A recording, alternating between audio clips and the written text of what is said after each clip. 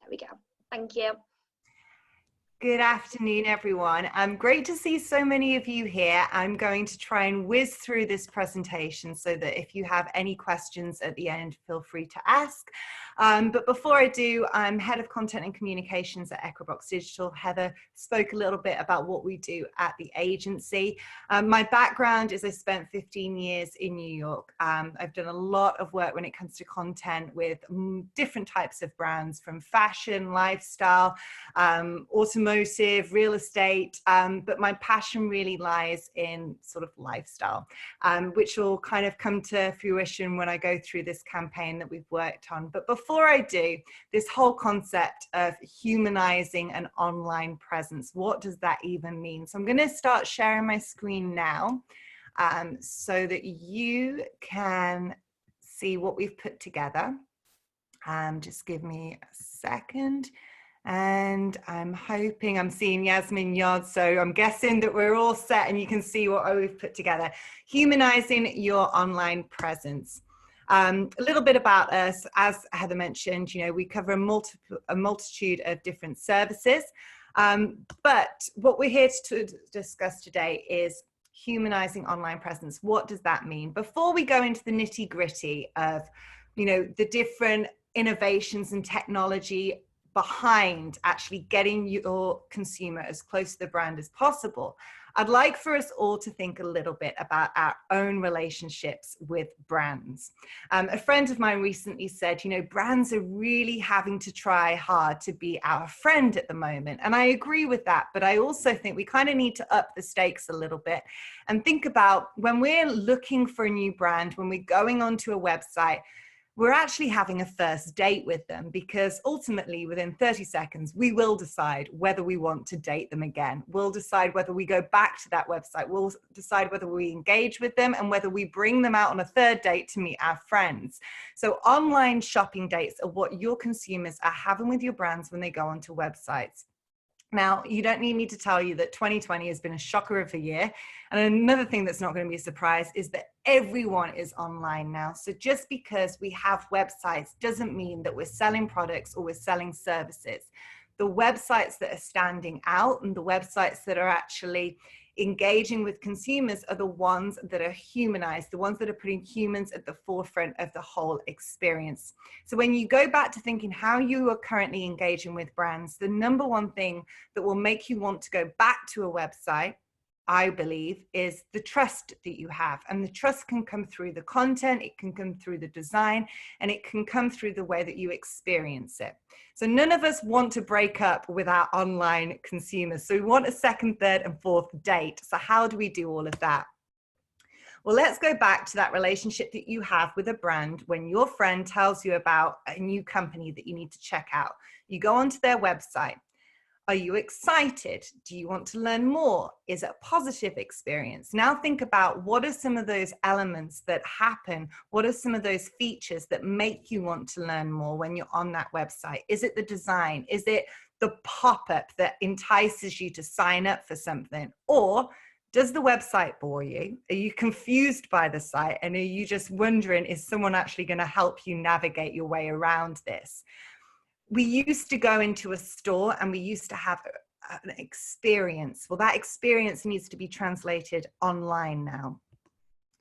So what type of online presence do you want for your own brand, and how do you want your users to feel? Now, believe me, I understand the number one thing on all of our mind right now is budget. We don't have, you know, a lot of money to be investing in technology or innovations or solutions. We're working with what we have. And so what I hope that you'll take away from this presentation are ideas, of thoughts or insights in ways in which you can implement things into your own sites that will help you, that will help generate leads, and will help, more importantly, forge a sustainable relationship where your consumer is going to want to continue to come back once, a second time, a third time, and also refer your site to somebody else.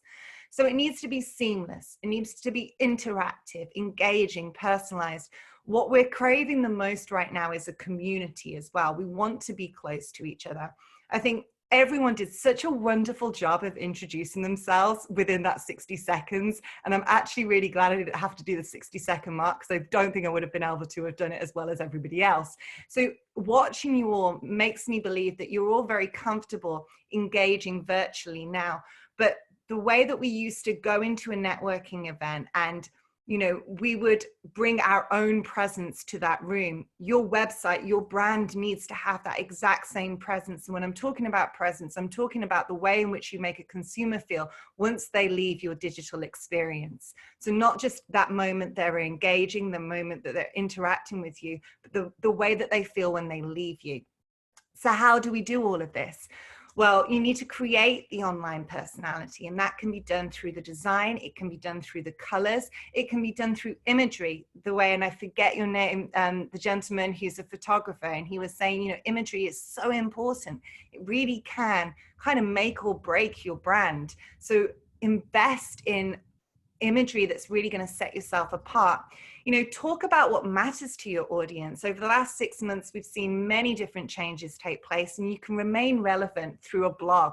That can be part of your presence. But also put the humans at the forefront of the experience. Get to know your consumer, listen to their feedback, engage with them on those comments that they're leaving on social media, because that is the best way in actually knowing what it is that they want in a timely manner. So consider what human commerce means to your business. And when I'm talking about human commerce, this is something that I developed as a campaign for our agency. I had the freedom to kind of put something together at the beginning of the year before the pandemic, but it actually became more relevant, more important throughout lockdown and also post-lockdown. So human commerce, it was specifically meant for e-commerce brands, but it can be used and it can be implemented for any business. So how do we do all of this? Well, first of all, before we go into what human commerce is, let's talk about some numbers, because numbers are important. Numbers are what drives us. We want results. There's no point doing anything unless we're going to get results. So in 2021, literally just a few months away, over 2.14 billion people worldwide are expected to not only just buy goods, but services online. So just because we have a website that sells doesn't mean that it will be selling. It needs to set itself apart from all of the other billions of websites out there. And also 2 in 5 UK shoppers will continue to make purchases post-lockdown. So who knows what will happen, not even 6 months from now, just a month from now.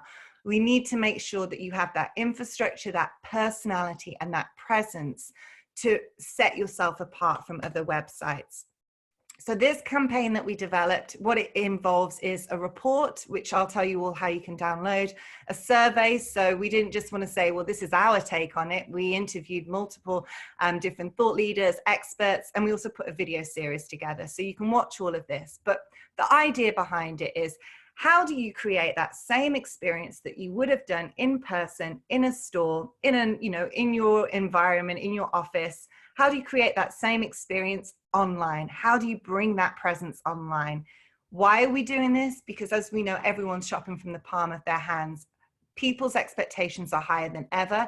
Their demands are higher, but also they do have time to invest in brands that they trust. They want to invest in that first date that really went well. They want the second, the third, and ultimately they possibly may want to get married to your brand. That's the hope anyway. And then finally, throughout this campaign, we've pulled together all of the solutions that leaders are actually integrating into their marketing strategy. Granted, there's a lot of investment that's going on into these solutions. But again, remember at the beginning, I said, hopefully you can take ideas away from this to help with your own strategy. So here are some big key players and what they're doing when it comes to humanizing e-commerce. So let's phrase that as, humanizing their online presence. So the launch of Walmart American Supermarket and the Superstores Challenge to Amazon Prime. So Walmart actually launched Walmart Plus. The idea here is to keep an eye on your competitors. What are they doing? How can you be inspired by their moves? Because your customers are shopping at the same sort of places. So what are they engaging with? What's working well? So take that example and use that as, okay, I need to be aware of what competitors are doing, and I need to be analyzing this on a constant basis. The next point, Poundland's major transformation, it included new e-commerce offering and home delivery service. So the key takeaway there is the fact that consumer behavior is changing and shifting rapidly. So again, that plays into social media. You know, look at those comments, look at what are they asking for, what do they need more of. Use interactive solutions such as quizzes and polls on your Instagram stories. You know, have a survey that you can put out in a newsletter. Your customers will be the next generation of influencers, and you need to invest in that as a brand and a business owner. And then, you know, throughout this campaign, we've used some big names, of course, with some big money behind them. So Armani, they did a partnership with Net-a-Porter. What's relevant here is partnerships. So just because you're a smaller company doesn't mean you can't get the eyes and the visibility of the big brands. You know, think of a solution, an initiative, a project that maybe a big brand would be interested in, or maybe just a brand that complements what it is that you're doing, and put that out there. So a partnership can help you scale, and it can help with visibility for your own online presence. Your logo suddenly goes on someone else's website, and they have eyes on that website that you didn't ultimately have at the beginning. And then finally, HSB, they did this strategic deal with Amazon Web Services, which will help the bank create more customer-centric experiences. So that ultimately, I mean, that's everything when it comes to humanizing your online presence, is create that experience that you would have had in a physical store, but create that online. Let's move on to some of those numbers that we took away from the survey. So 93% of marketers that we surveyed, they agreed that the use of technology had been important to maintain sales during lockdown.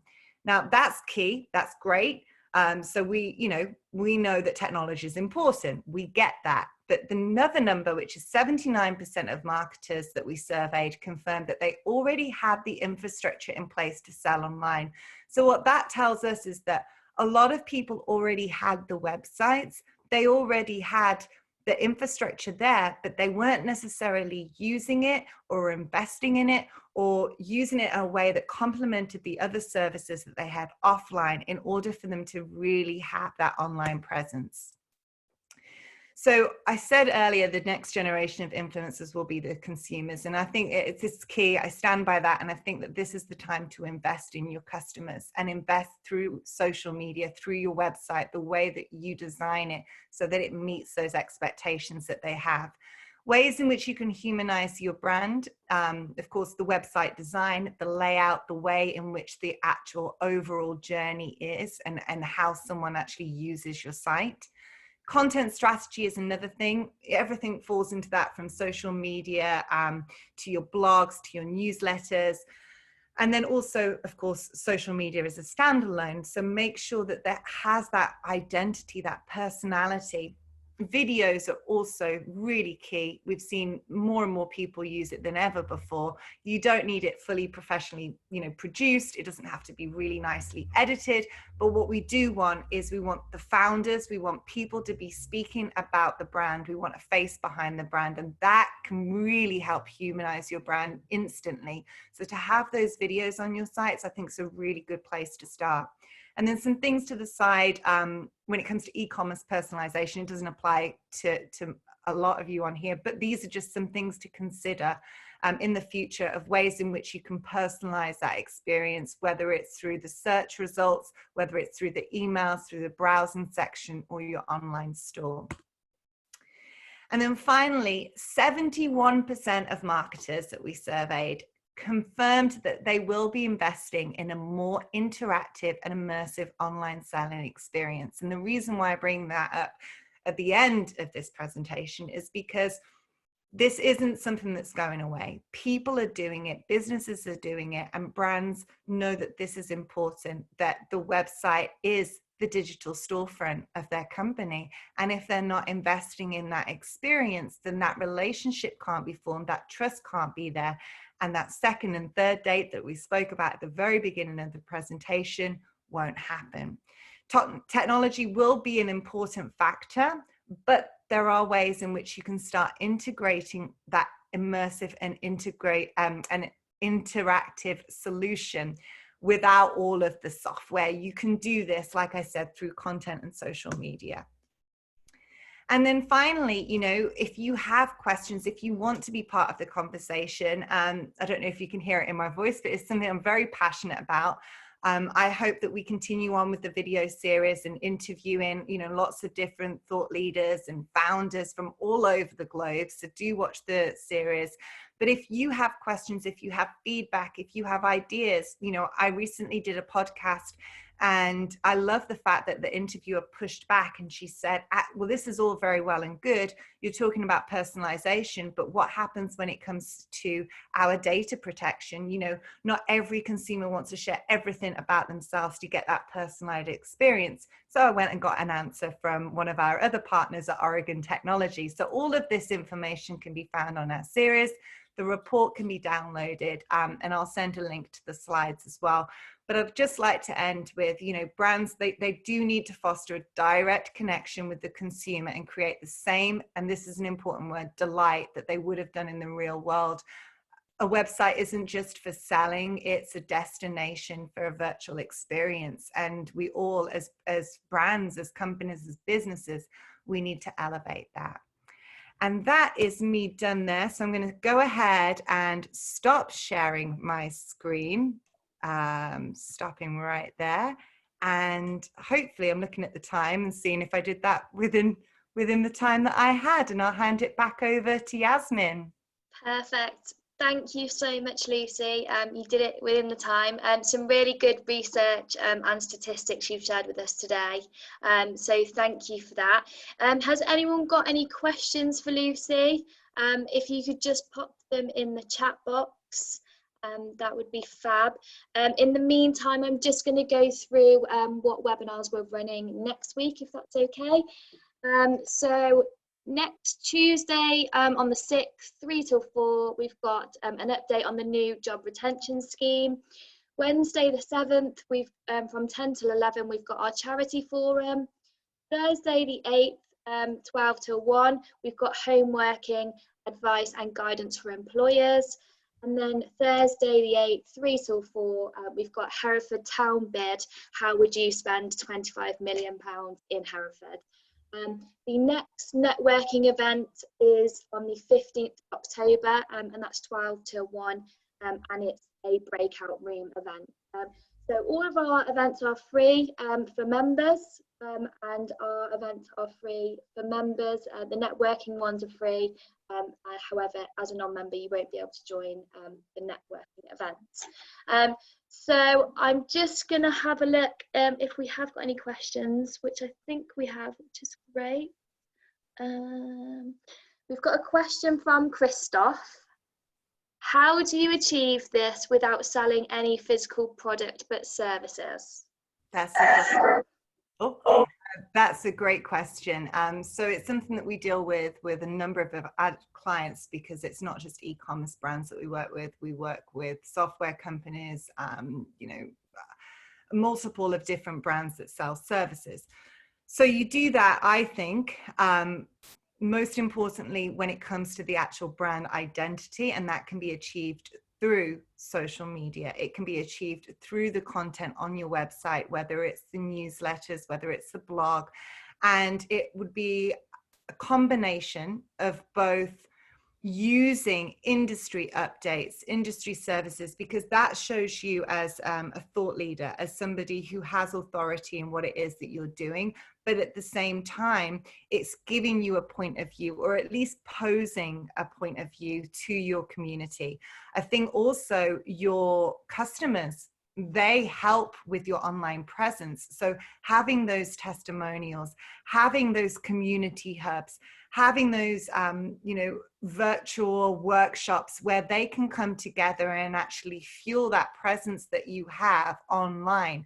Because even though you're not selling a product, your product is you. It's you as a company, it's your service. So the more ways in which you can define what that means throughout that overall experience and putting the consumer at the center, I think that is the way to really up your game when it comes to online presence. Does that make sense, Christoph? Yeah, it Okay, fab. Thank you, Christoph. We have another question from Alison. So what is going to be the next place to be, e.g. Instagram, Twitter, etc., specifically for professional services? Do you know what I think is going to accelerate quite quickly is LinkedIn. I think that there's going to be a lot of new updates and features that will make the overall experience different and unique, but more on a professional level. So I think that we will see something along the story highlights for LinkedIn. It will have to be different in some way. I think in the future we will see, you know, video bios for each person so that there is sort of a human connection there. So I think LinkedIn is going to be a really good place to keep an eye on some of the developments. And then also, I think Pinterest, when it comes to services and products, I know our social media team are doing a lot with Pinterest and really seeing some incredible results there. So I think Pinterest is a really good place to keep an eye on. And then, of course, Instagram, when it comes to shopping and the way we're exploring brands, I think to continue to really sort of invest in that platform as well. Great question. Thank you, Alison. Next, we have another question from John. How does Ecrubox differ from other marketing businesses, e.g. your USP? So we would like to think that we become part of your team. Every person within Ecrubox is an expert. They're not an account manager, so they really know what they're talking about, and they're available 24/7 within that sort of open conversation and that the dialogue that we have. But we do become an extension of the companies that we work with. So we are partners at the end of the day. And I've seen that in just a year that I've been working with the agency. I see how invested every expert is within every account that they're working on. I see the results that they're able to achieve because of that freedom that they're allowed. And I also see, you know, during a pandemic, I'm not going to lie, of course, you know, it's been challenging. We lost clients, we lost small businesses took a hard hit. However, some of our bigger businesses actually extended contracts during this time. Because of what we were able to do and how we were able to work with them, and because of the trust level. So what I was talking about there about online presence and gaining that trust and forming that relationship, that is something that our clients have very much installed in the way that they work with us, is the trust factor, and becoming a partner as opposed to just an agency for them. Perfect. Thank you. I think that's it for questions, I believe. Oh, Paul, no.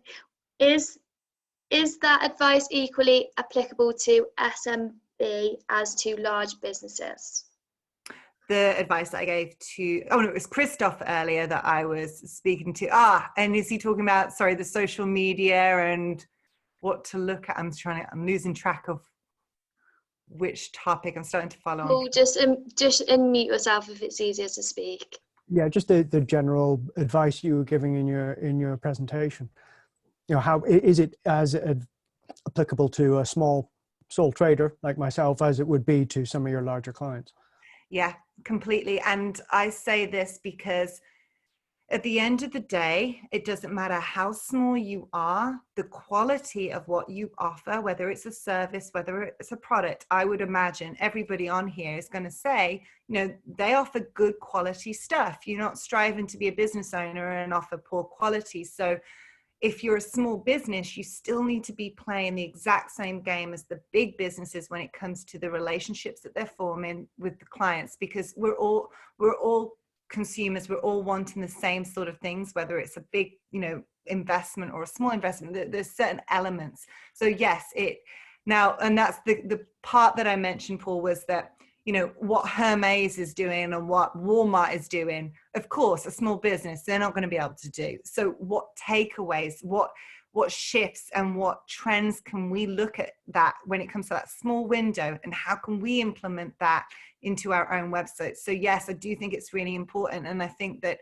you know, if your website isn't engaging and if it isn't customer centric, and if you don't feel like you're part of that brand or you don't trust that brand, then you're not going to invest in it. And now hardly, you know, people don't even have the physical store to go into. So that website stands for so much more than it ever did before.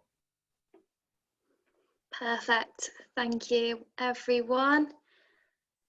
I think that's it for questions. So thank you again, Lucy.